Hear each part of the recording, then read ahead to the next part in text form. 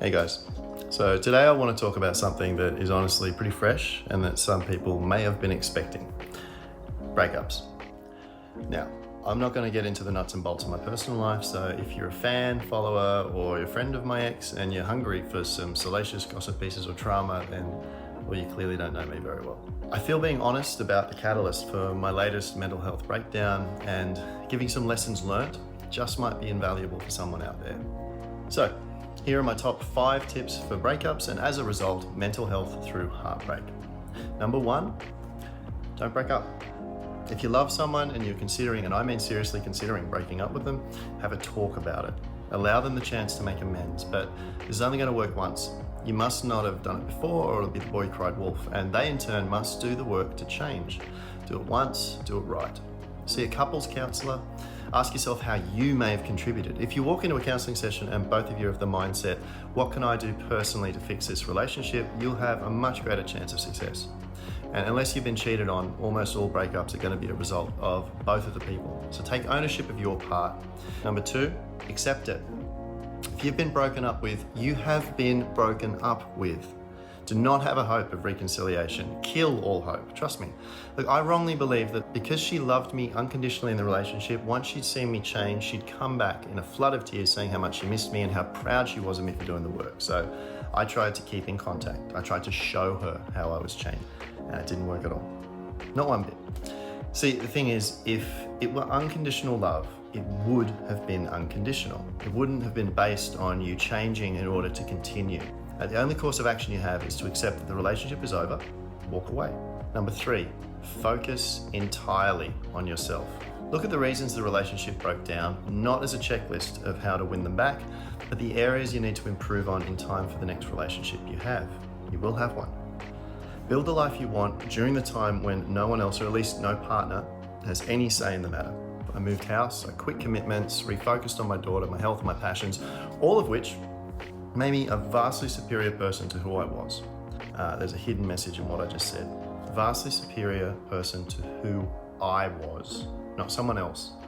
Not the person you're worried they could be dating, not the person with 30,000 followers on Instagram, the person who I was.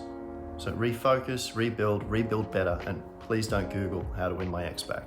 You get caught watching hundreds of videos of all the tips and techniques and you're simply focusing on them. So focus on you, because number 4, they're dead. That person that you're trying to focus on is gone. So while you focus on you, don't focus on them at all.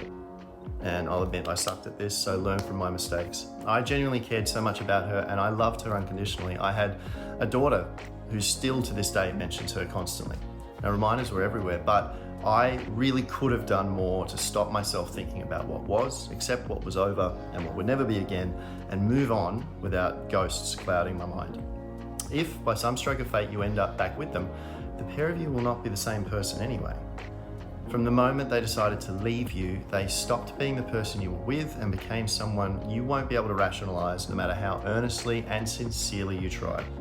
So let them go completely. Mourn their loss in private and in therapy, and whatever you do, don't dig up their grave. Number 5, choose their enemies. Talk about it in depth with your therapist primarily, that's paramount. If you don't have one, get one. But by ceasing all contact with your partner from the point of the breakup, you'll have a mountain of things to get out. So do it. Write journals, write letters to burn or throw out, record videos to delete. Get the thoughts out of your head. When you're in between sessions, talk with friends that have absolutely nothing to do with your ex, absolutely nothing. If they unfollowed your ex the moment they broke up with you, that's the person to talk to. Listen to and follow their advice, because they've chosen you. Now, I followed that almost perfectly, almost. I chose to share the intimate details of my struggle with someone I should have shut out due to them having continued, although limited, contact with my ex.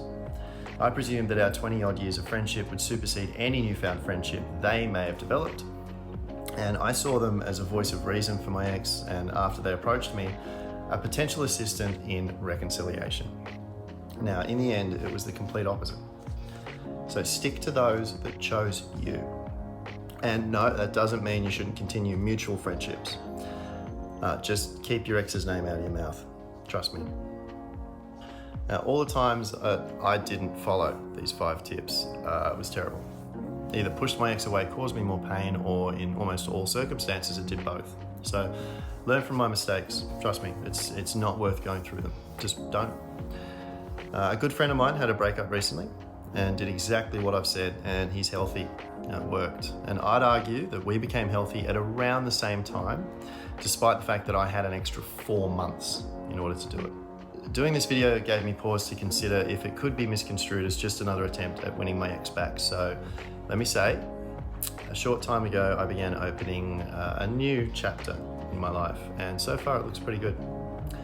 The life that I built and the personal growth work I did so lovingly for my ex to return to is so far turning out to be quite a nice fit for the person who comes next. So if you follow these tips, personally, I guarantee the worst case scenario will be you'll be happier and better for your next partner. And on a personal note, now that I've done this video, I don't feel the need to do this video, which honestly I think I've been avoiding, as well as the whole reason for refocusing my social media, service to others. If anyone has any comments, please send them on. I really love discussing this stuff and sharing tips. And as always, feel free to share these videos to anyone that you think could benefit from it. I'm trying to do just a little something to help people with some universal conflicts. And as always, normalize talking about all things mental health. Thanks for watching, guys.